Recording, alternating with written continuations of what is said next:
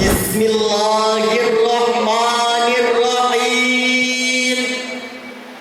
Uhayyikum tahiyatan islamiyah. Tahiyatan mubarakah. Tahiyatan ahlil jinan. Wa tahiyatan bihas salam. Assalamualaikum warahmatullahi wabarakatuh.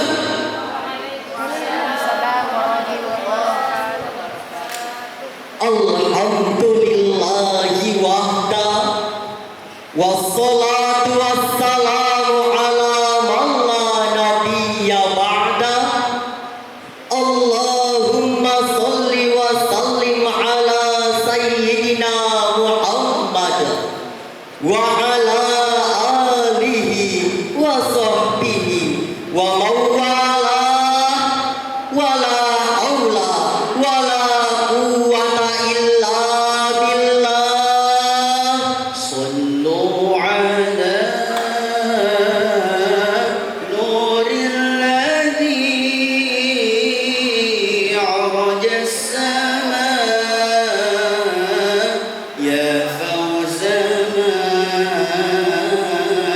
ya fawzaman salla alaihi wa sallama.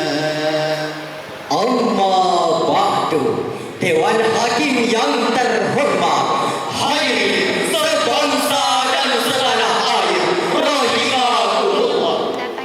Indonesia adalah negara dengan keragaman yang luar biasa, baik dari segi suku, Budaya maupun agama. Meski beragam, bangsa Indonesia telah menjaga persatuan dan kesatuan dengan semangat Bhinneka Tunggal Ika. Namun, belakangan ini muncul ancaman bagi kebinekaan kita, yaitu paham-paham radikal dan intoleran yang dapat memecah belah bangsa. paham-paham radikal dan intoleran ini kerap kali menyebar melalui penyalahgunaan tafsir ajaran agama. Mereka cenderung memonopoli kebenaran dan menganggap kelompok lain sebagai kafir atau sesat. Sikap eksklusif dan truth lain ini berpotensi menimbulkan konflik dan disintegrasi bangsa. Belum lagi akan semakin terasa ketika moderasi beragama dihadapkan pada tantangan perkembangan digitalisasi, penyebaran informasi yang semakin hari dirasakan semakin besar, cepat dan masif. Sehingga konten-konten modern sering tergerus oleh derasnya arus informasi provokatif dan menyesatkan Yang justru mendominasi peredaran di media sosial dan di dunia maya. Alhasil, pesan-pesan moderasi beragama seringkali hanya menjangkau kalangan terbatas saja. Hadirin, uraian singkat yang telah kami paparkan menggugah hati kami untuk menyampaikan syarahan dengan tema memperkuat toleransi dan kerukunan umat melalui moderasi beragama. Dengan landasan firman Allah dalam Quran surah Al-An'am ayat 108 yang akan dibacakan oleh qori kami sebagai berikut.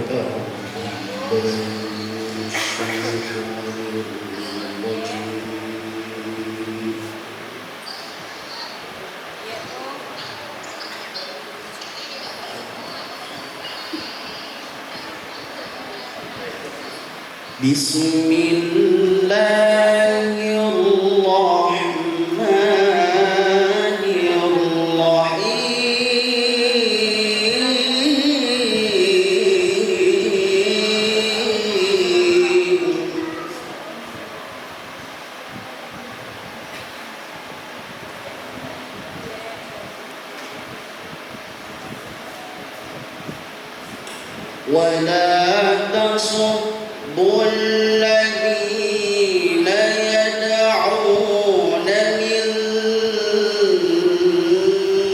دون الله فيسبوا الله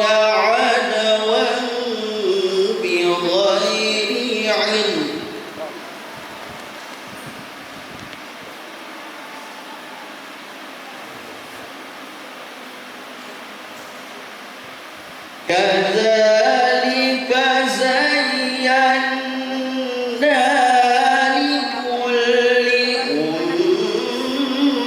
أمة عملهم ثم إلى ربهم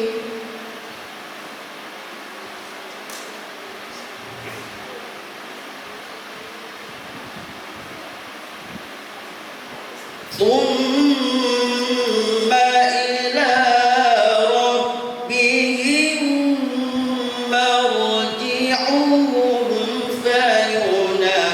فينبئهم بما كانوا يعملون.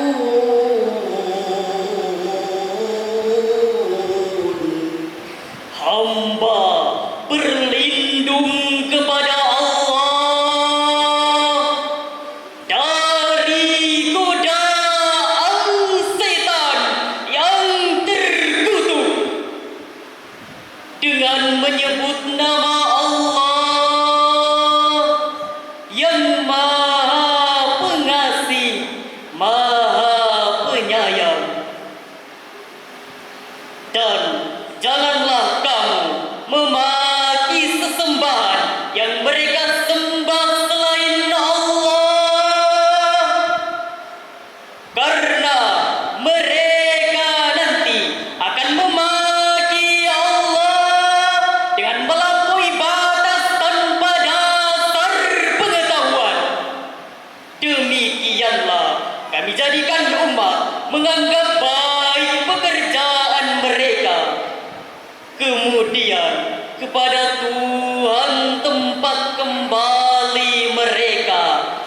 Lalu Dia akan memberitahukan kepada mereka apa yang telah mereka kerjakan. Dewan Hakim yang kami muliakan, hadirin calon penghuni surga rahimahullah. Diriwayatkan Abdul Ar-Razzaq dari Qatadah menyebutkan bahwa asbabun nuzul Quran surah Al-An'am ayat 108 adalah pada suatu ketika orang-orang Islam mencaci maki berhala, Sembahan orang-orang kafir. kemudian Nabi melarang mereka. Dalam tafsir Al-Wajiz karangan Profesor Dr. Wahba Az-Zuhaili menyebutkan bahwa ayat ini secara khusus ditujukan kepada kaum muslim tentang bagaimana seharusnya bersikap menghadapi sesembahan kaum musyrik. Dan janganlah kamu memaki sesembahan seperti berhala-berhala dan lainnya yang mereka sembah selain Allah. Karena jika kamu memakinya, maka akibatnya mereka nanti akan memaki Allah dengan melampaui batas Atau tanpa berpikir. dan tanpa batas pengetahuan. Era globalisasi dan perkembangan zaman tentu membuka peluang dalam penerapan paham moderasi beragama. Kemunculan era digital menuntut banyak penyesuaian termasuk dalam penyebaran paham moderasi beragama. Ketika ditelusuri secara saksama asbabun nuzul dan penafsiran para mufassirin Quran surah Al-An'am ayat 108 menjadi landasan fundamental dalam memberikan penguatan pemahaman moderasi beragama kepada seluruh elemen masyarakat. Dan janganlah kamu mengolok-olok sesembahan orang lain. Setiap orang di dunia maya dan di dunia nyata, di ruang-ruang publik dan private sekalipun, dituntut untuk saling mengasihi, Saling menyayangi. saling menghargai, dan saling menghormati. Yang dalam dimensi kearifan lokal Bugis disebut sipakatau, sipakaleti, tesibelea, rilalengkan jeng. Pemaknaan terhadap larangan mengolok-olok adalah implementasi sikap moderasi beragama. Berjamur di musim hujan, fenomena anti moderasi terus merajalela di internet dan media sosial. Paham radikal dan ekstrim tersebut dapat melemahkan pemahaman serta ideologi bangsa terhadap nilai-nilai toleransi. Lebih lanjut, paham ini dikhawatirkan akan diwujudkan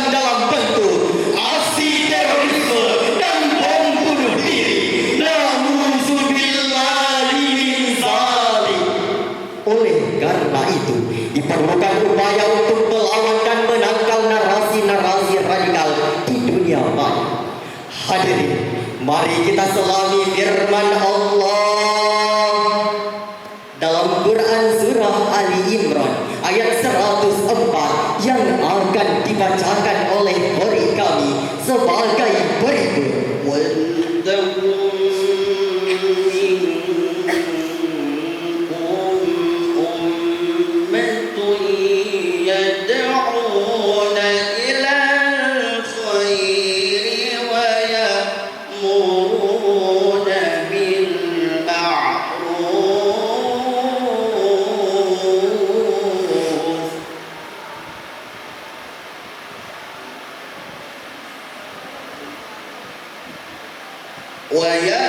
ويأمرون بالمعروف وينهون عن المنكر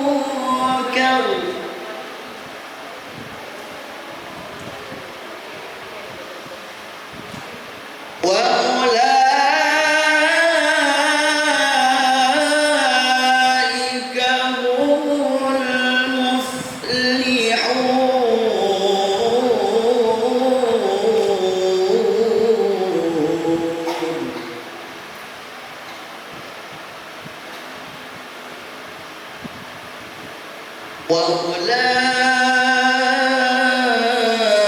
وأولئك هم